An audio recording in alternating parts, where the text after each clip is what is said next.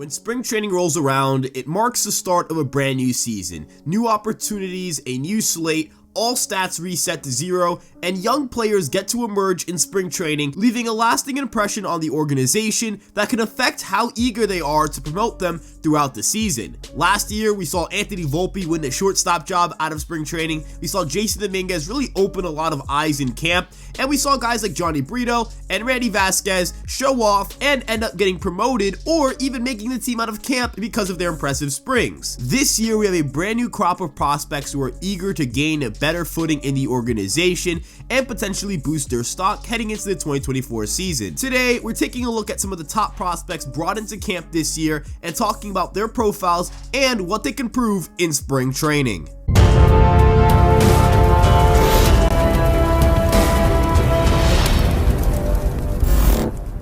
Before we get into today's video, make sure you guys like, comment, subscribe, and turn on that notification bell. It helps the channel greatly, and it's all free. We enjoy making this prospect content, and we hope you guys enjoy the content as well. And if you want to check out our social media pages and our main Yankees page, check out Fireside Yankees on Twitter, Instagram, TikTok, Facebook, and of course, the YouTube page. You can also check out EmpireSportsMedia.com for all of your favorite New York sports teams. We have great written coverage there. We're talking about all of your favorite teams, so make sure you guys check that out. Links will all be in the description below, and without further ado, let's get into today's video.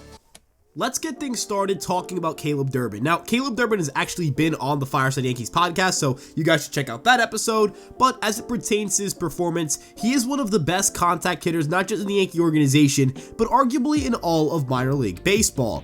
Across 69 games, he struck out just 6.2% of the time between high A and double A, putting up a 132 WRC plus and a 395 OBP. He also had an excellent stint in the Arizona Fall League, and the two qualities that I really want to highlight here are again the contact, but also the base running. He is an extremely good base stealer, he's an aggressive base stealer, and I think that's something that will provide value to any major league team, especially the Yankees, who aren't the fastest guys in the world. They have a lot of guys who don't steal a lot of bases, so potentially Durban could be a guy who factors into the equation at some point, either later this year or at some point in 2025, and adds a little more speed and a little more of a dynamic profile to the Yankees roster. Now, Durban's going to have to overcome a couple of deficiencies that aren't entirely his fault. His game power tool isn't great, and that's because he's 5'6". I mean, it's not his fault that he's 5'6", and that's something he's going to have to overcome, but he's done a great job of lifting the ball in the air more, hitting more fly balls, getting more damage contact in the air, and as a result, having it translate to more extra base hits. If he can continue to improve his game power and just have it be playable, the contact, the speed, and the swing decisions will ultimately all combine for a pretty strong offensive profile, and I have a lot of hopes that Caleb Durban can become a quality utility man for the Yankees at some point in the near future. He's an extremely versatile player. He plays second, short, and third. He's naturally a shortstop, which is good because it means he has all those defensive instincts and can let that translate over to second and third, and he's even talked about playing some corner outfield on our podcast, just trying to be more versatile, trying to be more of a utility guy, kind of live up to that profile, and ultimately, I'm really excited to see him in spring training. I'm excited to see how the exit velocities look for him. I'm excited to see how his swing decisions look, because again, we know the contact skills are there, and we know that the soft skills, the base running, the defense, those are all going to be there as well. So it's just a matter of how much damage can he generate per swing, and if that number reaches a certain threshold, he'll be a major league caliber player. It's unclear whether he'll start in AA or AAA. He was really good at AA last year, got off to a really hot start in the Arizona Fall League, and finished strong as well, so I wonder if that'll translate to a potential promotion to AAA. It will certainly be deserved, and I definitely think that he's a guy who could factor into their infield at some point this season, but it will remain to be seen if they start him out in AA or AAA. But the hope on my end is that he's able to pan out and be a quality utility man, and again, if he's able to start out in AAA, that'll certainly accelerate his timeline. There is a good chance we see him at some point later on this year, and an even better chance to see him in 2025. He is Rule 5 eligible after this season, so we'll see if the Yankees put him on their 40-man roster or not. Again, that's probably dependent on how he performs this year, but again, very excited to see what he does in 2024, and very excited to see him in spring training. Staying in the infield here, we have Jorbit Vivas, a left-handed hitting infielder who the Yankees acquired from the Los Angeles Dodgers over the offseason, and he's a pretty solid prospect, has a really good contact tool just like Caleb Durban, good walk rates, but the game power, again, it's something he needs to work on, and the Yankees are a great organization at developing game power. Now, the Dodgers are also a great organization at hitting development and pitching development. They're arguably the best organization at both in all of Major League Baseball, but perhaps playing in a ballpark like Yankee Stadium, where there's more of a benefit to pulling the ball in the air to right field, could potentially help Vivas. He put up a 111 WRC plus between AA and AAA last year, a 381 OBP, striking out 11.6% of the time and walking 11.3% of the time. Now, he's not a non-roster invite. He's on the Yankees 40-man roster, so it'll be interesting to see how the Yankees utilize him throughout the season. This is last year with a minor league option, so I imagine the Yankees will get an extended look at him during spring training. And you'd imagine at some point during the season, injuries are a constant. You know somebody's going to have to come up for at least a short period of time. And Vivas didn't respond very well to his promotion in AAA. He didn't put up great offensive numbers in the back half of the year. But I think that with a little more of an adjustment, with some time in the offseason to get acclimated to a more difficult environment for pitching, I think that Jordan Vivas could really pop. I think he has a swing perfect for Yankee Stadium. If you look at the arc in his swing, if you look at that swing path, it's really perfect for Yankee Stadium. There's a lot of loft that could happen there. There's a lot of pull side power. He is the kind of guy that I think the Yankees are really going to have a lot of fun trying to work into their organization. And his glove at second base is pretty good. His glove at third base is pretty solid as well. He stole a lot more bases last year, and I think overall he's a pretty complete package as a player. And he's ranked as around the 10th to 15th best prospect in the organization, somewhere in that range. So that's a pretty strong grade for a guy. And that's a guy that you imagine could potentially factor into your major league equation at some point. Let's say, for example, on Fangraphs, he has a 45 FV grade. That means they think he's going to be around roughly an average Major League Baseball player. And the upside is there for him to be a little bit more than that. So, if he's able to be around a 100 to 105 WRC plus hitter with good defense and good speed, he might supplant Gleyber Torres at second base when Gleyber hits free agency and potentially departs for a different organization. So Vivas definitely has a lot to prove this year. There's a lot the Yankees would like to see from him this year, and I certainly think he is an exciting option to watch, and I definitely think he can make an impact on the Major League team in 2024.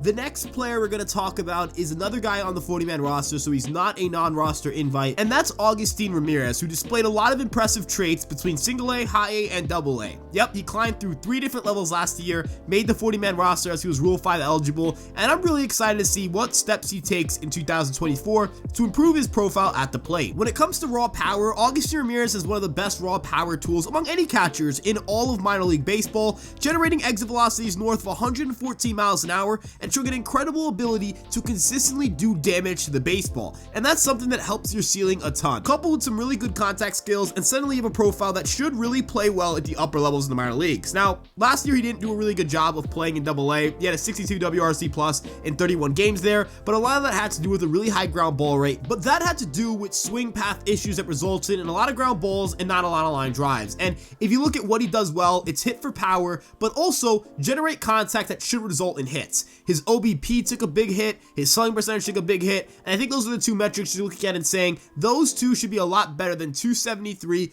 and 313, and I think Ramirez is well aware of it. Hopefully can make the adjustments in his age 22 season to be a better hitter at AA, because if he is, the glove and the upside offensively should certainly allow him to stick as a major league catcher and potentially be the Yankees' future at the catching position for the foreseeable future. Obviously, Austin Wells is there right now, and that means that Austin Wells is going to get the immediate reps there, but you never know if the Yankees are more willing to platoon them, split time there, or have both of them share the responsibilities. Who knows what happens? Who knows what opportunities open up? And I think that Ramirez is a guy who could certainly be an interesting player to watch. Fangraphs put him in their picks to click for guys that they expect to make the 2025 top 100 list. And to simplify his potential here, he hits the ball really hard, he makes a good amount of contact, and he's a good defender at a premium position. Those three skills combined should result in a pretty good major league player, but of course with any prospect, there's no such thing as a guarantee. Ben Rice is one of the most interesting hitters in the Yankee organization because he seemingly came out of nowhere to everyone but the guys in the Yankee organization who have been scouting and tracking him ever since his days at Dartmouth.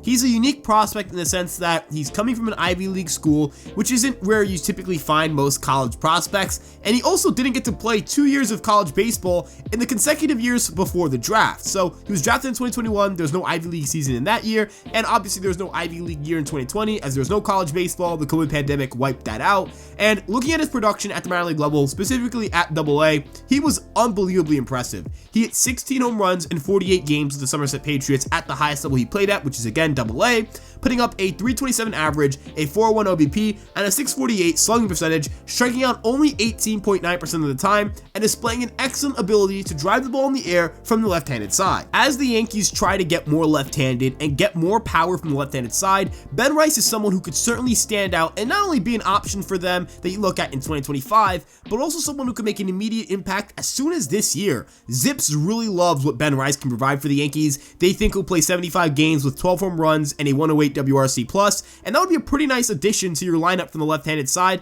And considering some of the question marks with guys like Giancarlo Stanton, Anthony Rizzo, and various other players on the team, there is certainly a window of opportunity for Ben Rice that could open up if guys on the team were to get hurt or underperform. I love his profile at the plate, especially for a ballpark like Yankee Stadium. He only had a 33.1% ground ball rate in AA, and even in high A where he played for a little bit, he only had a 25.7% ground ball rate. This guy knows how to hit the ball in the air, and he pulls the ball a ton as well. He pulled 50.3% of his batted balls with the Somerset Patriots, and there is just a lot to love here in his profile. I think this is the exact kind of guy who plays well at a ballpark like Yankee Stadium with a short right field. He has some pretty good raw power as well. This isn't a guy who struggles to generate high exit velos, and he can play some first base. He came up as a catcher, and it's not that he's a terrible catcher, it's just that he's probably not good enough to be a major league one, and first base is a much more natural fit. We also talked about Ramirez earlier, and Ramirez is already potentially blocked by a guy like Austin Wells, so there's a lot of catching depth in the Yankee organization. Jose Trevino's obviously the veteran option for the team at the major league level, so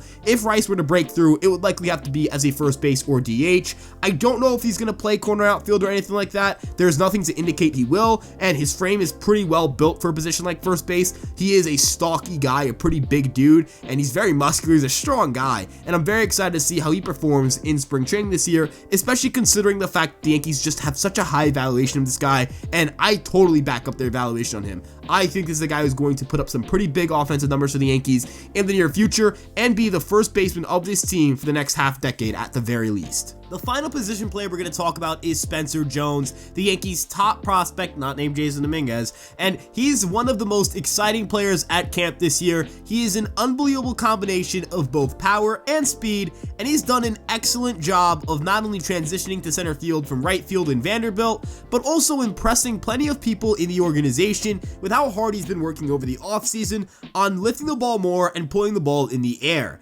Those are the two things I want to see from Spencer Jones in spring training. I don't care what the OPS is, I don't care what the batting average is, I don't care what the on-base percentage is, I just care that he's making good swing decisions, he's putting the ball in the air, and he's pulling the ball when he does it. And honestly, I'm not even sure he needs to pull the ball in the air as much because he has such freakish raw power. You don't see guys like Judge and Stanton necessarily need to pull the ball in the air to get the ball out. But whenever you talk about a left-handed hitter at Yankee Stadium, you're thinking about right field. And I just want to clarify, it matters for guys who don't have unbelievable, like generational raw power. Spencer Jones is clearing the fence whether it's 330 feet or 314 feet. That's not really going to matter to him. But again, as it pertains to his offensive profile, getting the ball in the air more, pulling it just so that he can get more out of those fly balls would certainly help, don't get me wrong, but I think it's more important for him to get the ball in the air first versus just pulling it. He does actually have a really good ability to take the ball the other way on ground balls, and so I don't want to completely kill that factor of his game because he's an absolute burner on the base paths. He's reached speeds of 30 feet per second when running. We've seen him hit the ball 119 miles an hour in college.